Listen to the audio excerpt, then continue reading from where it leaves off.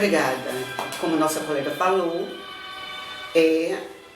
dando continuidade ao capítulo 9, né, do Livro dos Espíritos. Mas eu gostaria de desejar uma boa noite, de muita paz para os nossos corações. Que o Mestre Jesus nos conceda uma noite de conhecimento e reflexões, de boas vibrações, que todos nós possamos estar com as nossas mentes e corações alinhados no trabalho do bem, para conseguirmos absorver os recursos emanados abundantemente pela espiritualidade amiga e benfazeja. Então, muita paz para todos.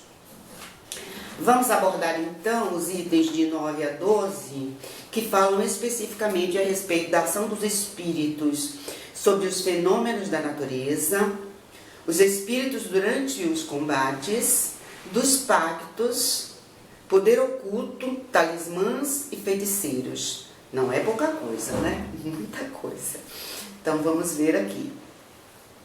Então, antes de entrarmos propriamente no primeiro tema, a ação dos espíritos sobre os fenômenos da natureza, eu gostaria de discutir um pouco o entendimento que temos sobre fenômenos da natureza. Quando falamos sobre fenômenos naturais, estamos falando dos fenômenos que não são produzidos ou criados pelo homem.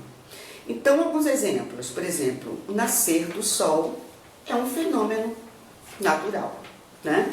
A aurora boreal, lindíssima, é um fenômeno natural. O sol da meia-noite, furacões, raios, trovões, tsunamis, os terremotos, nevascas, tempestades, erupções vulcânicas, né, maremotos, são fenômenos naturais.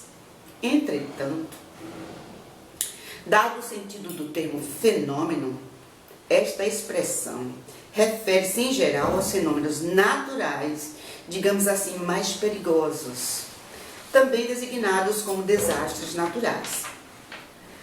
Esses fenômenos, a ciência hoje já nos explica quais são as alterações físico-químicas, né, que acontecem e o geram. Então, nós falamos que fenômenos naturais não são criados pelo homem. E aqui eu vou tecer algumas considerações, porque, né, entretanto, temos observado ultimamente um desequilíbrio muito grande, intenso mesmo, e que tem como agente principal o próprio homem. Há exemplo de chuvas intensas e danosas em uma região, secas extremas em outras regiões, né? A nossa camada de ozônio, né, está sendo praticamente danificada pela nossa ação inconsequente, pela poluição, né? Nós temos um desmatamento, né, muito sério. Então, tudo isso provoca mudanças, né? E mudanças muito sérias. Então, essas secas que existem em função do desequilíbrio que nós provocamos, chuvas, né? Isso, na realidade, cientificamente está provado que não era para ser assim. Se o homem cuidasse melhor do equilíbrio do planeta, né? Então, existem os fenômenos naturais? Existem sim. Mas a gente está percebendo uma transformação por conta da ação do homem.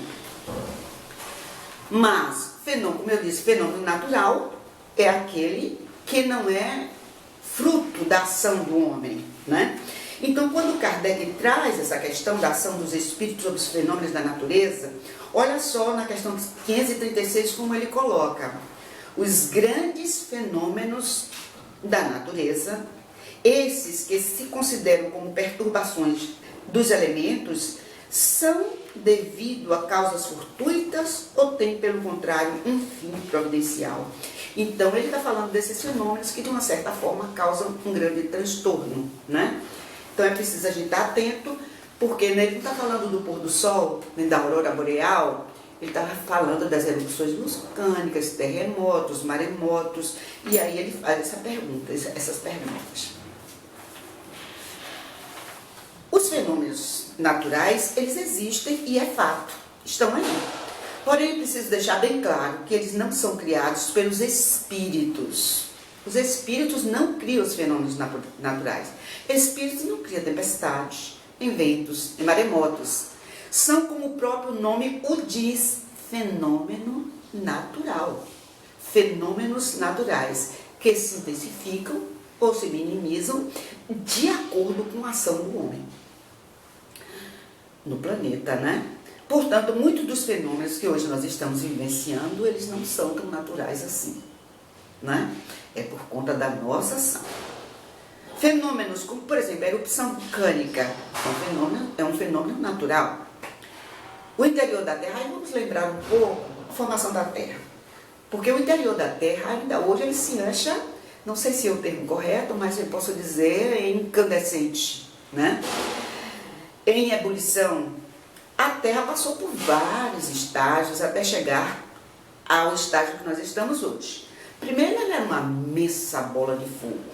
Depois, ela passou muitos e muitos séculos sendo resfriada. Então, veio a época do gelo. E depois disso, muito e muito tempo depois, ela passou a ser preparada para receber vidas. Então ela foi preparada para receber vida. Tudo isso foi feito e executado por quem? Por uma legião, por equipes e equipes imensas de espíritos, né? Equipes infindáveis que atuaram e continuam atuando em diversos campos, setores, instâncias do nosso planeta. Então, quando Kardec faz as perguntas, creio que ele inclusive já sabia as respostas, mas ele precisava perguntar. Então, a parte física da Terra, em hipótese alguma, fica entregue à própria sorte. Nada neste planeta fica sem coordenação, fica sem ação dos espíritos. Nada fica solto, mas não fica. Então, tudo tem a coordenação, cada espírito atua de acordo com o seu grau de elevação e com a sua tarefa. Sendo assim, os espíritos também atuam na questão dos fenômenos. Mas esse universo, né, que foi criado por um Ser Supremo, o nosso Pai, né, ele o criou por essa inteligência suprema, ele o criou e também o cuida. Ele o mantém. E de que forma ele cuida e de que forma ele mantém? Através dos seus ministros, que são os espíritos de luz. E nós sabemos que existem graduações, né? Quanto mais próximo das questões materiais, né, nós temos, vamos dizer assim, um estágio espiritual, é de acordo com o nível de cada um. Como é na Terra, como é que nós fazemos entre os humanos, uns são gestores, administradores, e os outros, a depender de cada função, tem o perfil de cada um. Dando um exemplo, digamos que nós trabalhamos numa grande empresa, uma grande equipe. Então, nós temos um escritório, vamos dizer assim, ou uma empresa de construção civil, né? Então, tem sempre aqueles que fazem os projetos, né? Tem os diretores, os gestores, tem aqueles que fazem os projetos e tem aqueles que executam os projetos, né? Aqui no nosso plano humano.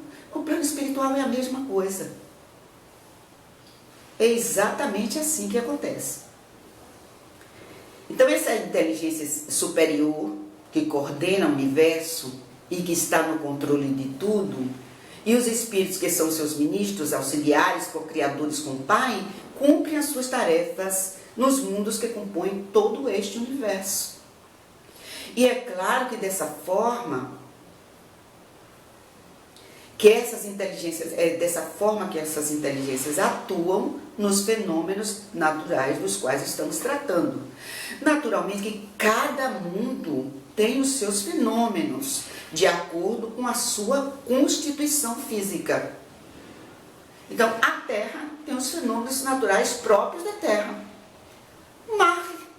Marte tem outro tipo de fenômeno, né? E em todo o universo, cada espaço desse, né, tem os fenômenos de acordo com a sua estrutura.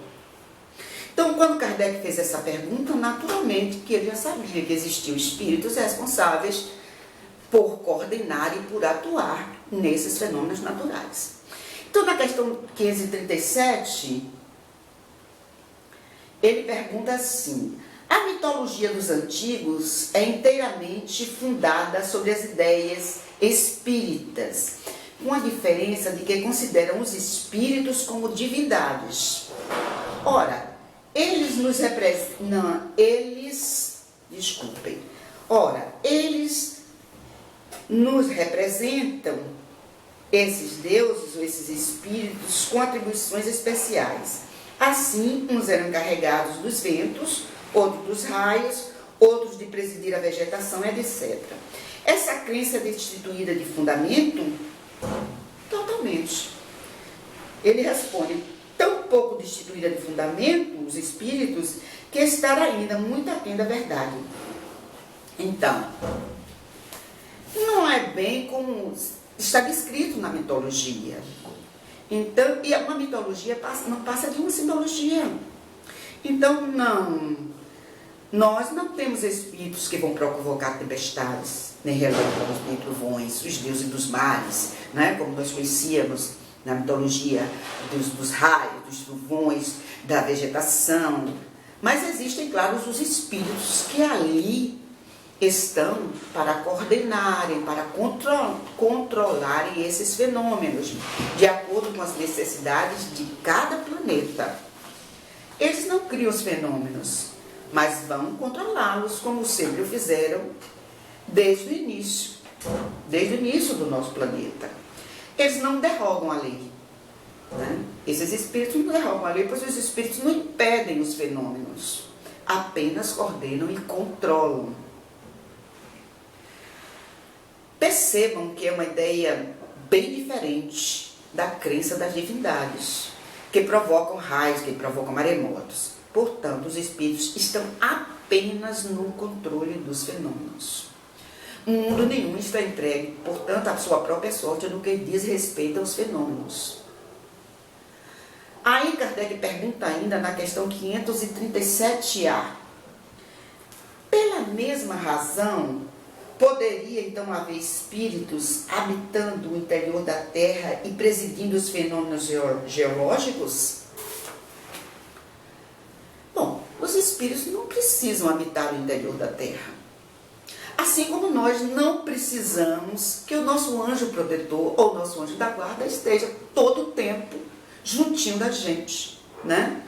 Ele está sempre conectado conosco porque essa é a sua tarefa, né?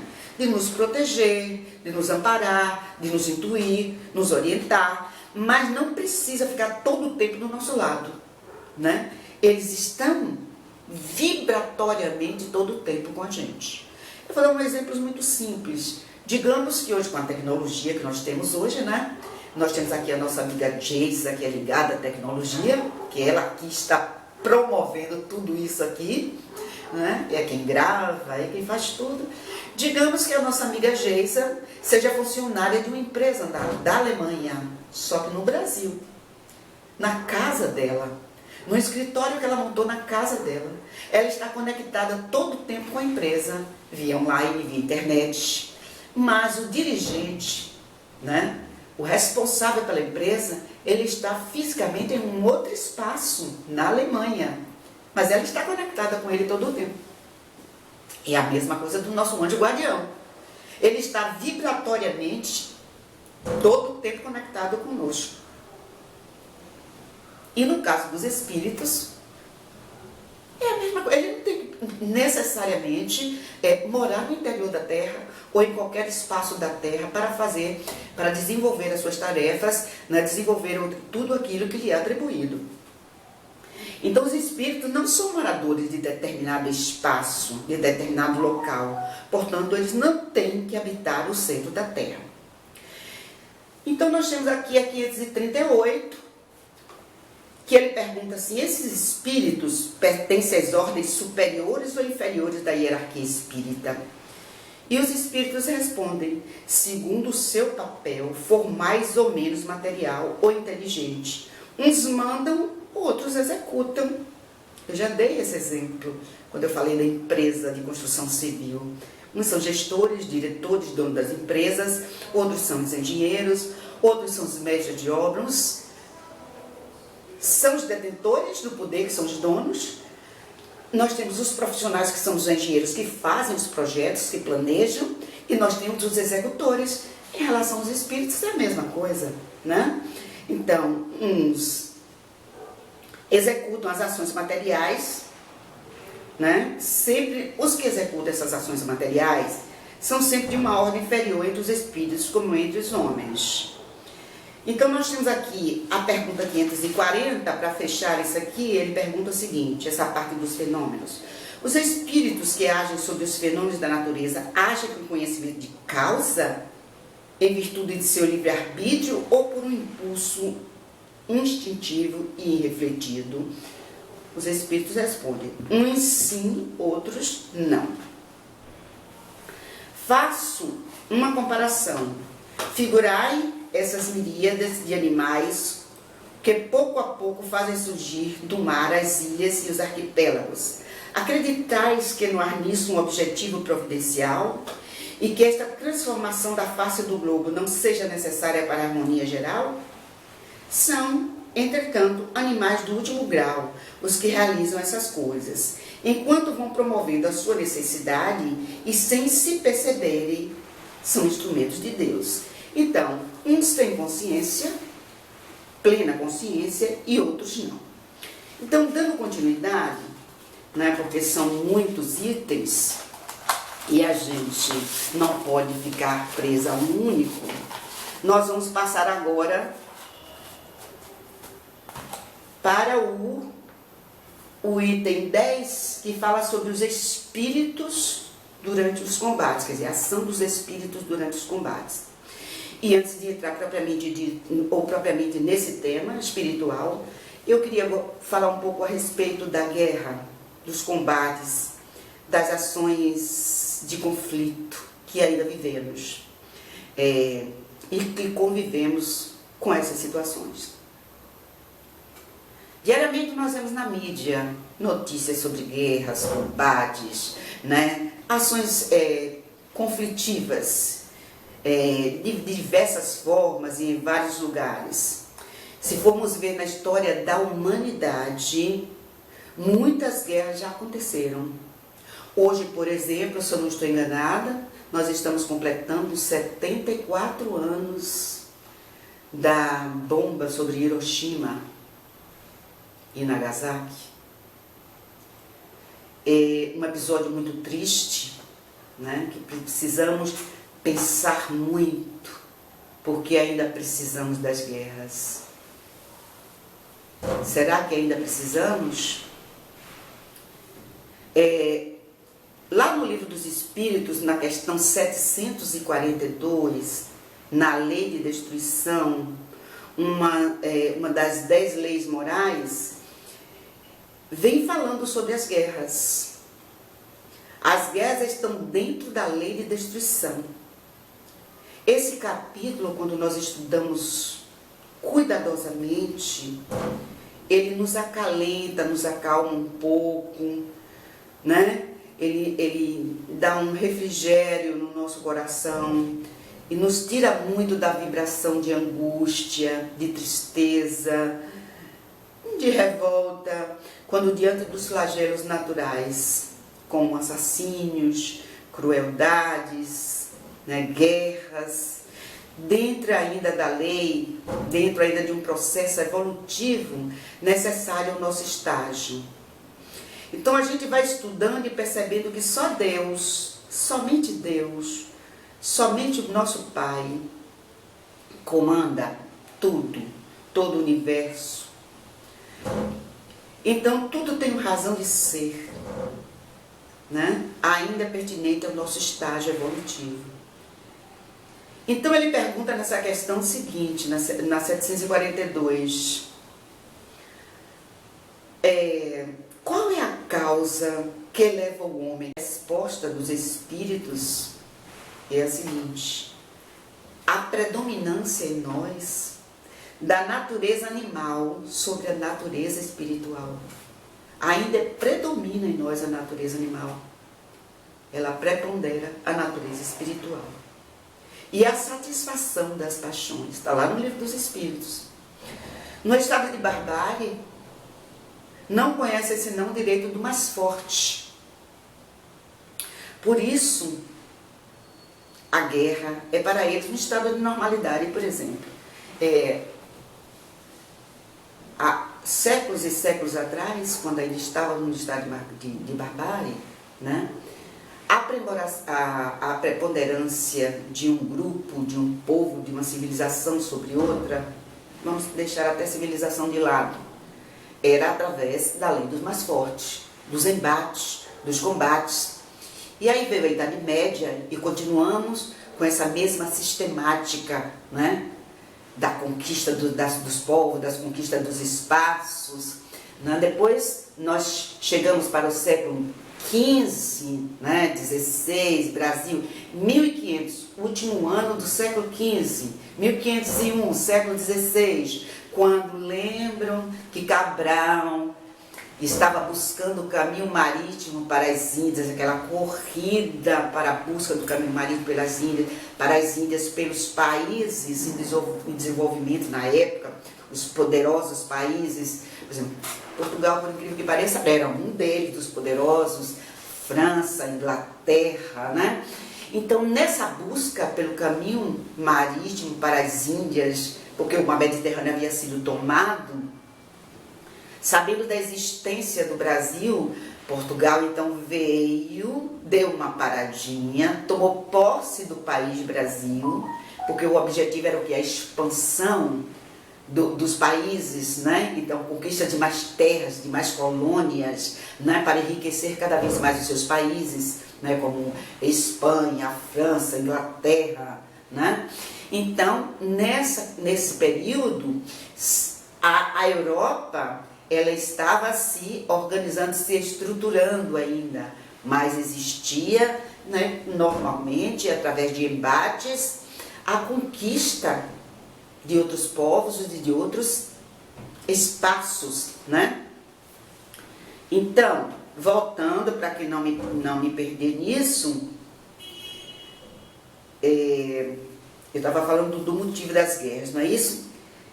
Então eu quero voltar para contextualizar, então, eu falei do século XVI, né, século XVII, aí vem a Revolução Francesa, 1789, se eu não estou enganada, a França entra por aquele grande tumulto, né?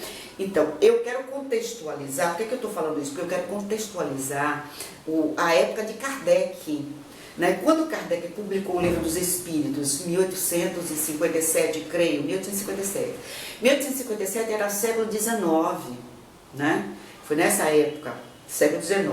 A cultura dos povos da época, das grandes nações, ainda era de resolver as questões políticas, né, político-econômicas, através dos embates dos exércitos, né? Então isso era uma forma considerada legítima para se chegar à resolução dos impasses políticos, econômicos e tudo mais, e ampliar as suas fronteiras. Logo no ano seguinte, a publicação do Livro dos Espíritos, né, a própria França entra, vamos dizer assim, se envolve em uma guerra, a Guerra da Conchinchina, que hoje é a atual Vietnã, ampliando o seu poder colonial, né? Então, desejo de ampliação do poder colonial, do poder econômico. Pouco tempo depois, em 1870, houve a Guerra Franco-Prussiana, né? Então, como nós percebemos, a Europa, ela toda estava ainda se estruturando. E nessa ebulição, então vinham das guerras napoleônicas e não se encontrava ainda politicamente estruturada. Portanto, o assunto guerra, na época, por que entra essas perguntas do Kardec? Por isso que eu estou contextualizando. Porque o assunto guerra, na época, é de fundamental importância, porque ela estava ali todo o tempo, né? Então, ele pergunta qual é a atuação dos espíritos durante o combate. Então, ele vem e pergunta aqui, quais seriam a posição dos espíritos em relação aos exércitos que se opunham? Quem inspiraria as guerras?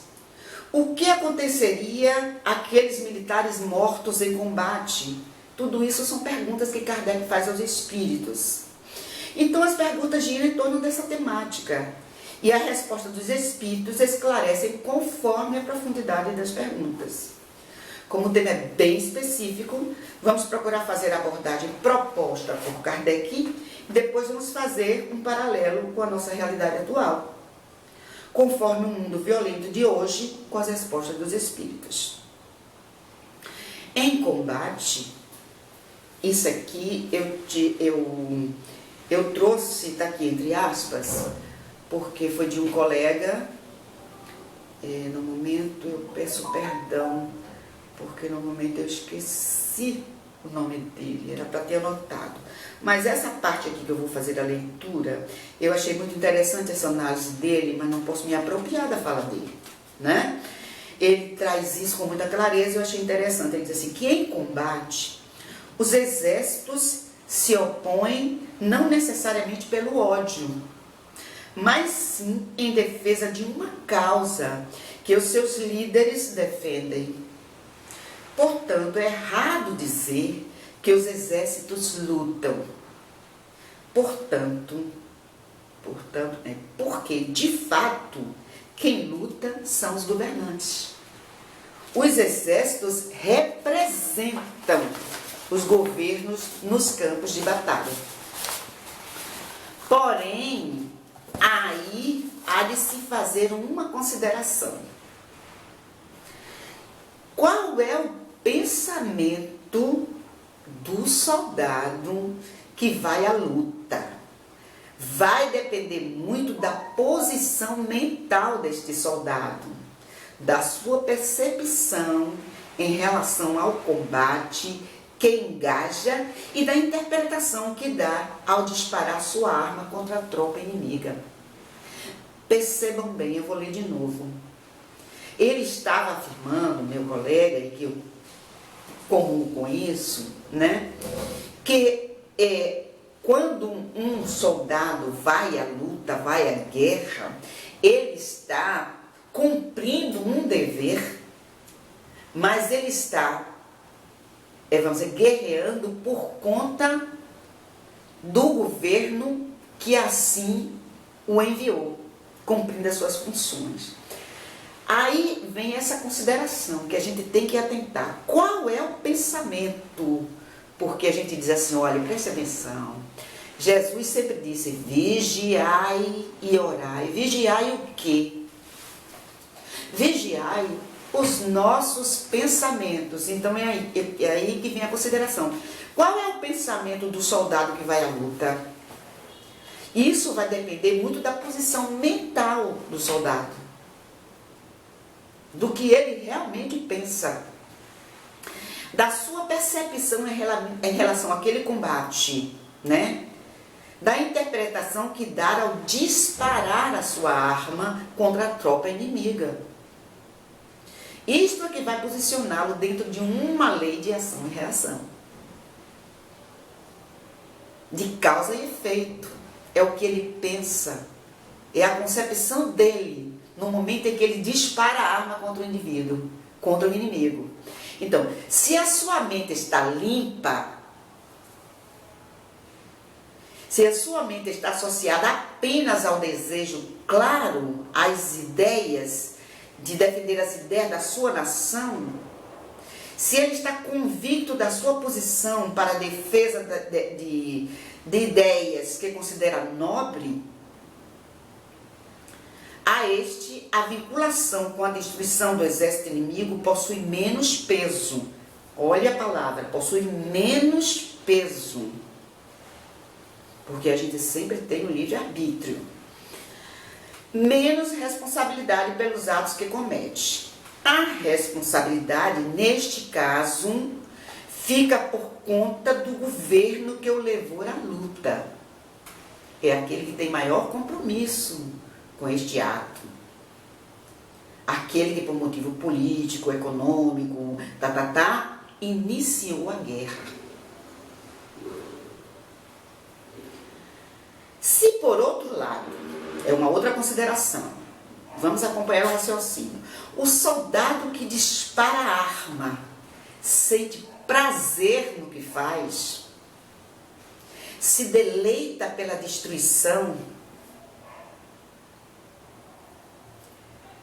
aí já é uma outra história, né? Porque o primeiro ele cumpria um dever, né? Mas o segundo ele está cumprindo o dever, mas no cumprimento do dever ele sente prazer pelo que faz, por atirar no inimigo. Então ele sente todo o prazer, é uma coisa pessoal, ele se deleita com a destruição do exército inimigo. Este prazer pessoal, ele se vincula ao processo de ação e reação. Aí o peso é bem maior. Ele tem mais responsabilidade naquilo que ele está fazendo. Ele tem consciência daquilo que ele está fazendo e ele sente prazer naquilo que ele está fazendo. Então estamos falando, portanto, de duas nuances de responsabilidade. Segundo o psiquismo e o pensamento do autor. São duas nuances. Um está ali no cumprimento do dever, mas ele não sente satisfação. Ele não sente o prazer pelo ato. Mas o outro está no cumprimento do dever, mas tem todo o prazer pessoal. Ele não está apenas defendendo a sua nação, aos ideais da sua nação. É bem diferente. Então, a este segundo vai responder mais seriamente pelos seus atos, né? Então, reflitamos na seguinte questão. Se nós temos dois exércitos frente a frente, temos, portanto, frente a frente, nós temos ali representados mães, pais, irmãos, tios, cunhados, amigos, né? Todos vibrando, orando, torcendo por aqueles que estão nos frontes, na frente da batalha. Não é isso? As mães, vão me reportar as mães, representando todo esse contingente, pais, amigos, irmãos, as mães, não importa, dos exércitos que estão em batalha, todas elas estão em oração, pedindo pelos seus filhos, né? Proteção, que saiam do conflito com vida. Nem se preocupam com o sucesso da batalha, eu acredito. A mãe se preocupa com a vida do filho. Então ela pede, ela ora pela vida do seu filho, né? Todas as mães oram pela proteção dos seus filhos, não é isso? Aí eu pergunto a vocês, a quem Deus escolhe? A qual mãe ele atenderá? A misericórdia divina nos concede a vida eterna, não a morte. Nós sabemos que a morte não existe. Apenas a evolução espiritual através dos diversos corpos físicos. Reencarnações, reencarnações, reencarnações. Deus não se envolve com as problemáticas políticas das nações, das decisões que o homem toma. Ele tem um livre-arbítrio, né? Pertence apenas ao homem as suas decisões. Portanto, as responsabilidades pertencem ao homem. E não existe um ente supremo, né, que se desgaste com as decisões políticas do mundo. Uma entidade suprema abençoa-nos. Com o quê? Com sabedoria, com inteligência, perspicácia, para que nós possamos fazer as melhores escolhas. Não é verdade? Então, segundo as respostas dos espíritos a Kardec, nós vimos que a espiritualidade interfere amplamente em todas as atividades humanas. E em estado de guerra não é diferente. Nós estamos rodeados pela espiritualidade todo o tempo. Nosso universo, né? Eles estão todo o tempo a nos rodear, a nos proteger. Agora, nos intuindo, agora as escolhas são nossas. Por isso que ele nos doou com essa bênção do livre-arbítrio, né? As escolhas são nossas. Então,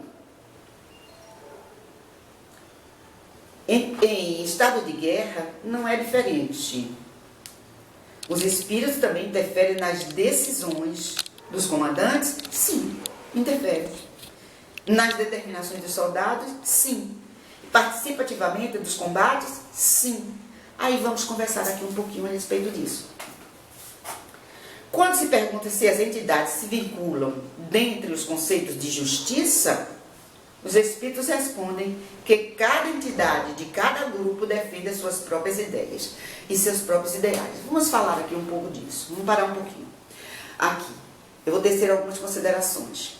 Nós sabemos, e isso já é de conhecimento daqueles que estudam a doutrina espírita, que nós temos espíritos dos mais diferentes graus, né? Digamos assim, de elevação. Nós temos espíritos elevadíssimos, superiores, crísticos como Jesus, espíritos felizes que já estão próximos aos espíritos superiores, espíritos de luz, espíritos elevados. Nós temos as graduações, temos aqueles espíritos maravilhosos como o Dr. Bezerra, Dr. André Luiz, que estão, Joana de Ângeles, né, elevados também, e que estão a serviço da gente aqui todo o tempo, né? Sempre trabalhando para que a gente possa progredir, porque a gente não regride, mas às vezes a gente dá uma paradinha, mas esses espíritos querem que a gente esteja sempre andando para a frente, para o alto. Mas temos aqueles espíritos que desencarnam, porque os espíritos somos nós. Uns desencarnam elevadíssimos, como Chico Xavier, né? Que lógico que na erraticidade vai estar sempre trabalhando, estudando e se elevando, como outros espíritos também. Mas temos outros que ainda estão em estágios bem primários, né? E de percepção dessas, vamos dizer assim, da sua condição de espírito, né, que precisa se elevar sempre. Então, às vezes, a gente desencarna com muita revolta, com muito ódio, às vezes a gente desencarna só no espírito da festa, né, das coisas materiais, dos gozos materiais. Às vezes a gente desencarna, nem percebeu que desencarnou, passa anos e anos, e até séculos, sem perceber que desencarnou. Alguém desencarnou numa guerra, nem percebeu que desencarnou, né? Outros percebem rapidamente, outros não. Uns, a depender do estágio, sentem um prazer de estar ali no combate. Então, no momento do combate, então o que nós temos? Nós temos os espíritos elevados, que estão ali socorrendo em todos os lados, né? Mas socorrendo aqueles que desencarnam, né, durante o combate. Nós temos aqueles que intuem, né, os generais, os comandantes, se forem, por exemplo, generais, profissionais, que estão ali cumprindo o seu dever, mas na realidade não carregam no coração o desejo da guerra, porque isso acontece muito. Tem aqueles que lembram de Joana d'Arc? Se alguém não assistiu ainda o filme Joana d'Arc, procure assistir, que ela foi intuída todo o tempo, né? Ela tinha uma intuição, ela queria que o rei dela assumisse e tal, então ela foi intuída a determinadas batalhas, e eu convido vocês a assistirem para entender tudo isso que eu estou dizendo. Então, você tem espíritos que estão ali pelo prazer do embate, de estar na guerra, que não estão tão desligados das coisas materiais. Você tem aquele que quer vou usar uma linguagem bem corriqueira, tem um espírito elevado que está ali no amparo, no socorro, são os socorristas, né? Inclusive nos fenômenos, nas grandes tragédias, os socorristas estão ali amparando os espíritos que desencarnam assim abruptamente, morte súbita. Então você tem espíritos o tempo todo, intuídos generais, amparando aqueles que desencarnam, aqueles que estão pelo prazer, aqueles que acham que estão guerreando também. Então eles estão atuando todo o tempo, durante o combate, né?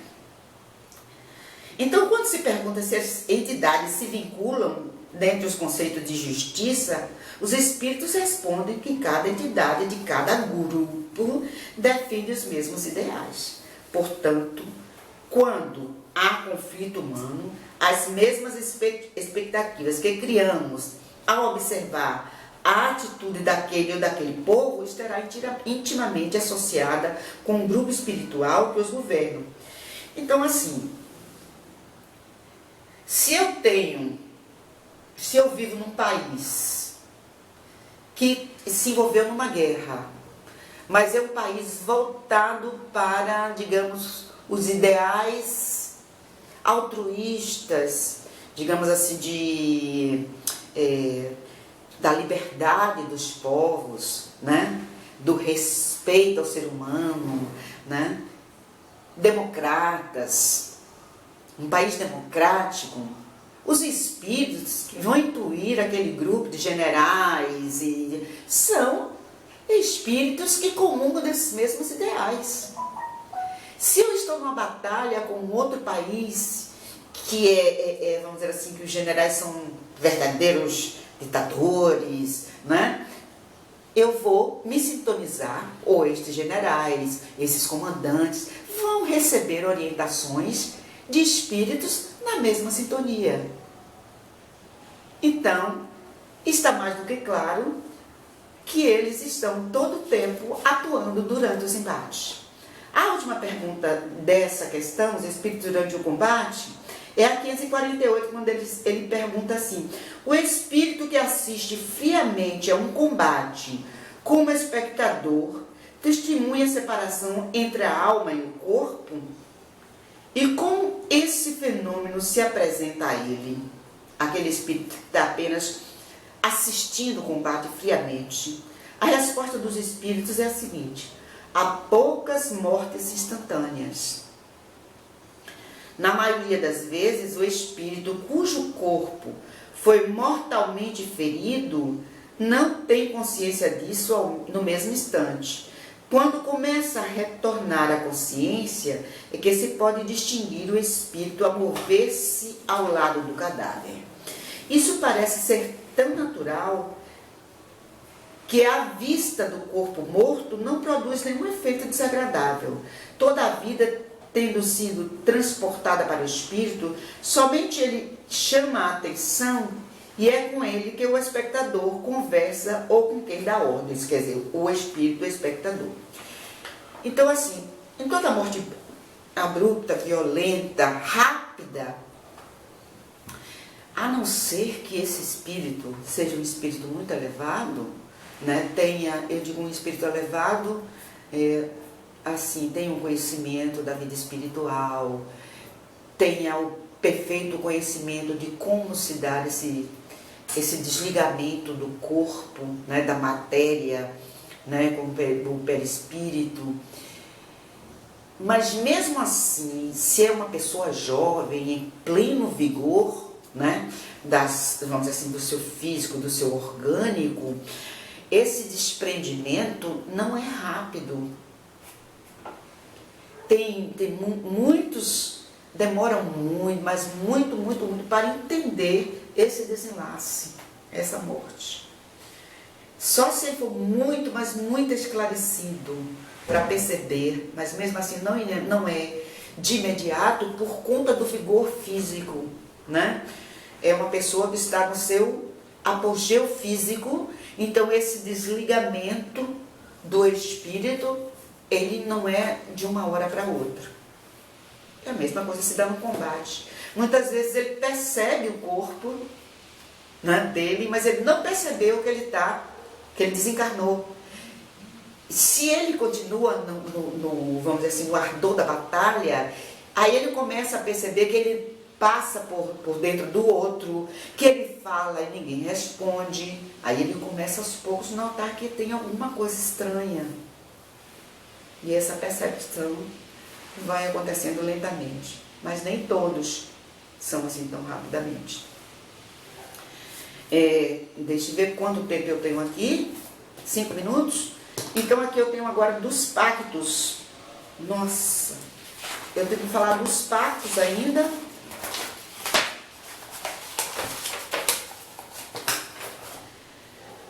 Dos pactos e do poder oculto, talismã e feiticeiros. Então vamos ver. Nos pactos, ele pergunta na questão 549. Há alguma coisa de verdadeira nos pactos com os maus espíritos?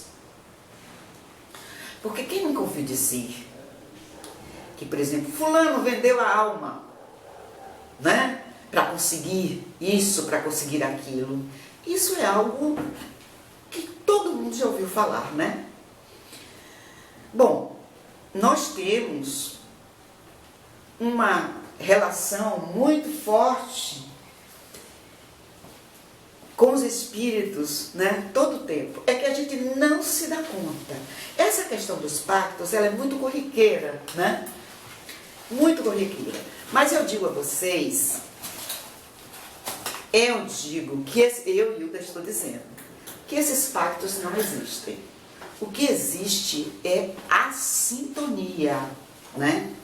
Então, a depender do nosso grau, da nossa moralidade, da nossa evolução, do nosso desejo do bem, nós nos sintonizamos com espíritos da mesma, vamos dizer assim, não digo que o tempo todo a gente vai se sintonizar com o espírito de escola, mas se a gente está todo o tempo vibrando, né, positivamente, né, que Deus nos ilumine, que a gente chegue a isso o mais rápido possível, está vibrando todo o tempo positivamente, nós nos sintonizamos com espíritos de igual, vamos dizer assim, poder fluídico e energético, né, magnético.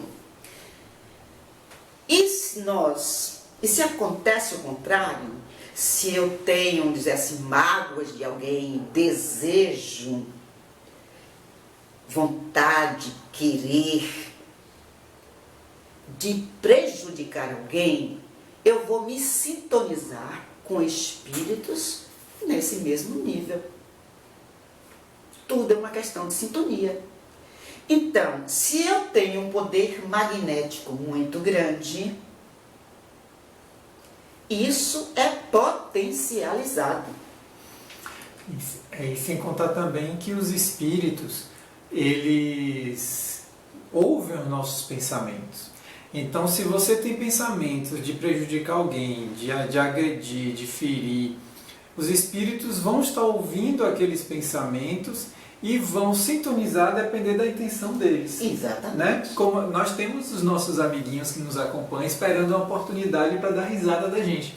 Então, de repente, chega uma segunda pessoa desejando mal, ele fala assim, agora é a oportunidade que eu estava esperando. Está vindo de lá uma energia que estava faltando para eu conseguir prejudicar hoje agora. Pronto. E aí eles aproveitam daquele pensamento, aquele desejo que está vindo ali, usam essa energia para prejudicar a pessoa. Lógico. Então essa barganha ou essa troca que ele fala vem no sentido assim do nosso querer, do nosso foco do pensamento. Exato. Aquilo que você está falando aí, Exato. de sintonizar sempre com a esfera superior. Pois é, porque se você... Então não existe esse pacto, né? Mas se você sintoniza, né? Então ali, na realidade, tem gente que tem um magnetismo imenso. Quantas vezes já aconteceu, por exemplo, comigo já aconteceu, estar sintonizada numa determinada pessoa e de repente a pessoa diz, opa, cheguei aqui para te ver porque fiquei pensando o tempo todo em você. Não é por acaso, é uma questão de magnetismo, de sintonia. Tem pessoas que têm isso mas muito potencializado, né? Então, é por isso que as palavras de Jesus a gente tem que atentar muito no vigiar e orar, que eu falei desde o início. Vigie os seus pensamentos todo o tempo, né? Agora, se eu desejo isso, significa dizer que a minha elevação moral, espiritual, está precisando de sérios reajustes, né? Cuidar. Então, os pactos, na realidade, não existem, mas existem essas influências. O poder oculto de talismãs, de feiticeiros, acabou, né? Eu vou fechar só isso aqui. Também é uma questão de magnetismo, de sintonia. Então, a minha sugestão é que para os estudiosos do Espiritismo continuem estudando aqui essas questões, porque elas são primorosas para a nossa elevação. Muito obrigada, muita paz para todos e vamos continuar com o nosso amigo Robert.